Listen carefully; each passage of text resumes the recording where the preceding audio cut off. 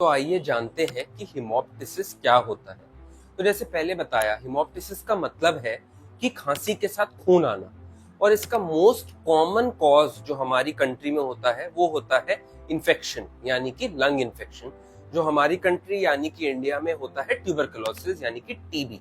तो टीबी इसका most common cause होता है। इसके अलावा अन्य इन्फेक्शंस यानी कि लंग इन्फेक्शंस, फंगल इन्फेक्शंस, निमोनियाज, इनके अंदर भी ये हिमोप्टिसिस हो सकता है।